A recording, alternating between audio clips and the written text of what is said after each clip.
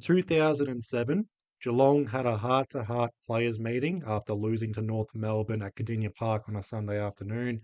Geelong started 2007, 2 wins, 3 losses, had that heart-to-heart meeting. The following week, they beat Richmond by 157 points, and now we know what Geelong's like 20 years later. Collingwood has just had a heart-to-heart players meeting after starting their season 2 wins, 3 losses, losing the Freo Friday night gather round. So I am expecting a 157-point win against Carlton. Thank you very much. I'll see you guys in the next one. To be fair, though, I was in the Pies footy live stream chat Monday night. I made that comment and someone responded to that saying it'd take us 3 weeks to score 157 points combined. And it's a fair comment. We've kicked 15 goals, 14 behinds in our last 2 games, 10-5, 65 against Brisbane, 5-9, 39 against Freo. So yeah, there's no guarantee we'll even score 53 points against Carlton Thursday nights at the MCG. This is the round 6 preview. It is a historical rivalry, this Collingwood and Carlton. But for me right now, in 2026, I'm not feeling it. I just can't feel it right now. We are 2 wins, 3 losses. Carlton, 1 win, 4 losses. We are in the bottom 6. We're in the pits right now. And yeah, there's no guarantee we're going to beat Carlton. We are the favourites, but I reckon it's a 55-45 sort of game in terms of probabilities on winning this game. So yeah, it's going to be an interesting battle against Carlton. It's an interesting fortnight for Carlton and for Collingwood as well. And I did say in my review of our loss against Freo, looking at this game against Carlton and also Essendon next week, we stand, and this is going to be an unlikely or an unpopular point of view, that we stand here with very little to gain, but a lot to lose in the next fortnight. We can beat Carlton, surely. We've got the historical head-to-head, the most recent history as well over Carlton. But we win this game against Carlton. We need to look dynamic. We need to kick a big score. Look at our game last year against Carlton. 56-point win, 17 goals, 13. We scored over 100 points by three-quarter time. And look at what's happened now. 14 games later, just what we are dishing up now in terms of tactics and structure, scoring ability compared to how we were against Carlton last year. We were so fun to watch. We had a set of balls. Nuts. Nuts so proud that squirrels will be all over Collingwood. But here we are now. We are a chore to watch. As a Collingwood fan, we're a chore to watch. Neutral fans, we're a bore to watch. It's not even a hate watch at this point. We make haters fall asleep with what we're dishing up right now. And you see Carlton, they lost to Adelaide. Admirable, to be honest. They looked very good, particularly that first quarter. Shootout first quarter, just couldn't score after half time. It was a wet weather contest. But the quarter time score between Adelaide and Carlton was better than the full time score between Collingwood and Freo. So it's quite clear we are the ones that need to improve. We are the ones that have a point to prove. We are the ones that need to score a big total, convert our set shots, execute, find targets, synergy, cohesion. I'm standing like a broken record in terms of our forward 50 structure and inside 50 entries. The midfield's breaking even. That was against Freo. It wasn't like that against Brisbane, but Carlton's midfield could absolutely kill us. They could win the game by quarter time, and I'm being dead serious when I say that. They could have a decent lead at half time and they can hold on. They don't have to win the second half, but they can hold on. But I think we're all nervous. Carlton fans, Collingwood fans, I'm nervous. It's just we see Carlton, they've won 1 game. That's because Tom Lynch refused to kick straight. But they looked solid against Adelaide. They looked better against Adelaide compared to how we looked against Adelaide. Yes, we had a shocking third quarter, but Carlton, they stood tall. They were playing decent at the Adelaide Oval. Adelaide came to our home ground and they beat us. I was more confident against Freo compared to how confident I am now facing Carlton.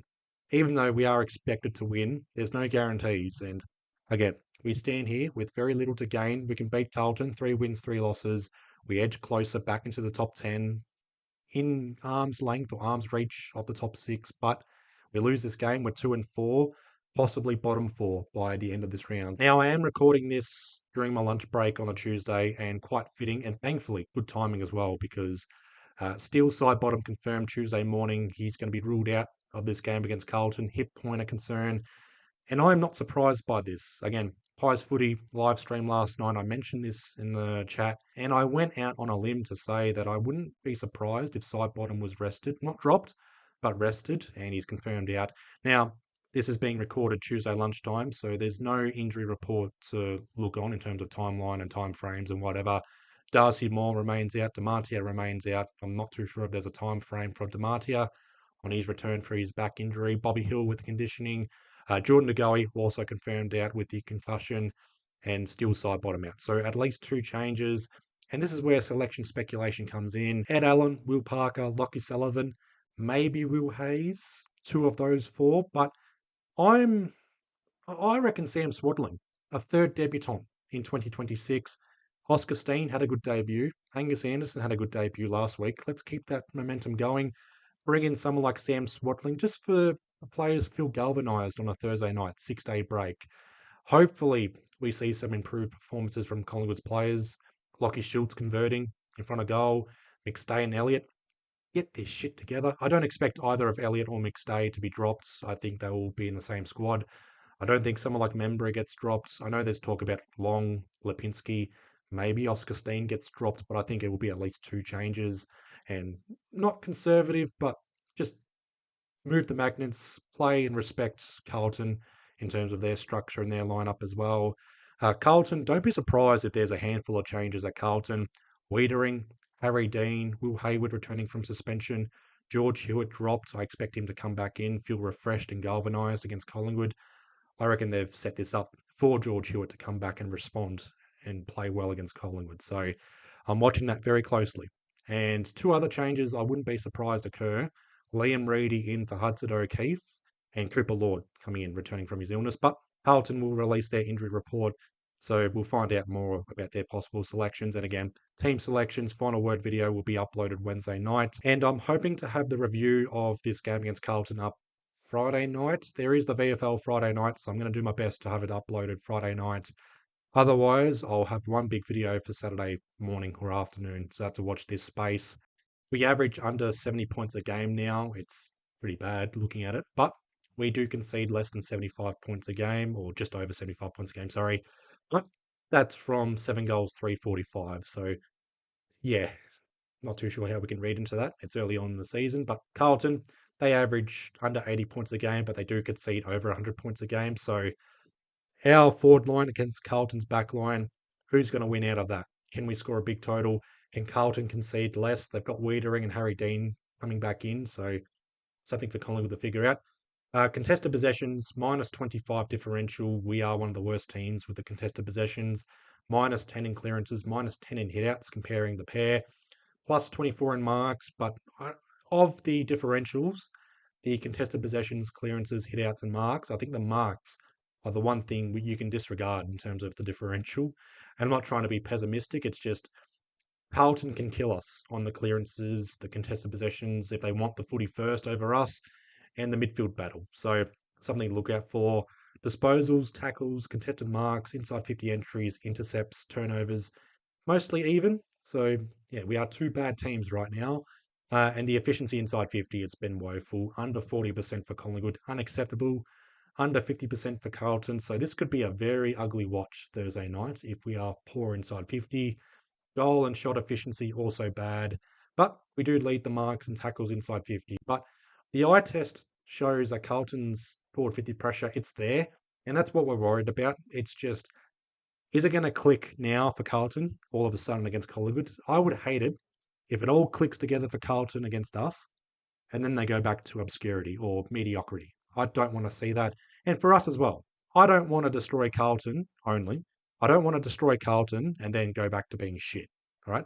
This needs to be the stepping stone for us and maybe for Carlton in terms of previewing them against us. Yeah, this needs to be the launching pad for our season to kickstart our season, get going again. We've got Essendon next week, Anzac Day, big game. We can't be down for that sort of game.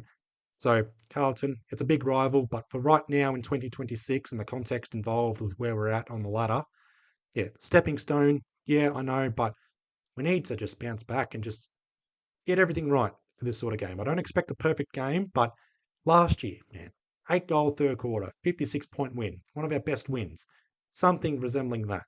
But just to bring up some positivity in this video, for recent history, we lead the overall head-to-head, 135 wins, 129 losses, 4 draws, so 268 games in total, 135 wins, 133 games without a win, so technically over 50% for once, so good to see that. We have won 24 of the last 30 games against Carlton, dating back to round 17, 2009. Alan Didak's 150th. I've got the DVD of that, so you're welcome. The last time we've scored over 100 points, again, round 17, or was it round 17? But it was against Carlton. 8-goal third quarter. That was 115 points. The last time we played Carlton, by the way, 17-13, 115 to Carlton, 8-11-59.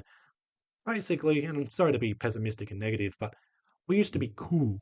Why aren't we cool anymore? I made a post on Instagram. We used to be cool. Just night and day stuff, really, right now. It's what happened to the club I loved. But in terms of my keys to victory, look, there's a million and one keys to victory in this game. I've got to narrow it down to 4. First key to victory, and it's a rewording of our efficiency inside 50. I apologize for that. Find a target inside 50 and make it fucking count, man. We find a direct target inside 50 and then we squander the set shot, or there's an option or two inside 50 and we just blaze away and we turn it over. Carlton will kill us on that if we don't make it count. Second key to victory, don't let Carlton's midfielders get on top. This is the one key to victory where Carlton can destroy us in.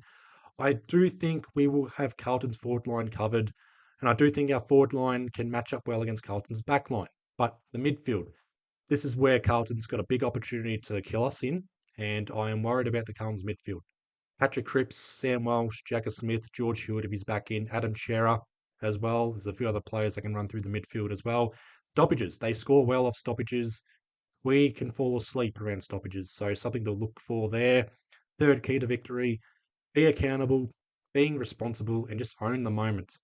If this becomes a close contest, final quarter, what do we stand for in these tough situations? Don't go back and watch the Freo game, but if you want to go back and watch the final quarter, do so.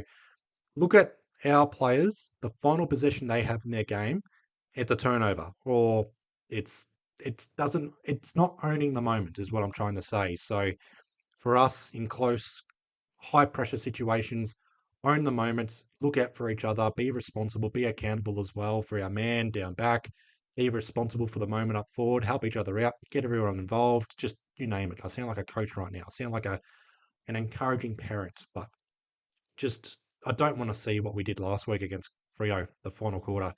That was un-Collingwood like. And the final key to victory, pretty straightforward. Get our brand back.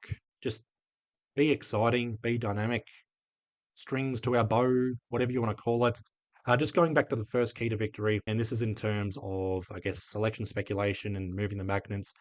Apparently, Jeremy Howe could be trialled up forward, the swing man. I don't mind it. We do need someone to crash packs and take that contested flying mark. Elliott's not doing that. McStay can't do that. Remember, he's too small. Schultz can't do that. He's too small. This is the game where we need to set ourselves up for the remainder of 2026. As the ladder takes shape, we need to win this game. 3 wins, 3 losses. I don't expect our percentage to get back to 100 from this game or anything like that. We've got Essendon next week, big game there. So the goal is for the next 2 games, don't lose. Just simply don't lose. And then we've got Hawthorn, Geelong, Sydney after that. But yeah, I'm more nervous than confident. That may change in the coming days.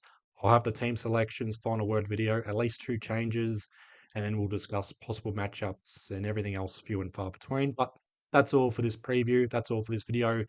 Leave your comments down below, your thoughts on the game, the rivalry, the history against Carlton. Leave your thoughts and comments down below, everything regarding this game and everything few and far between.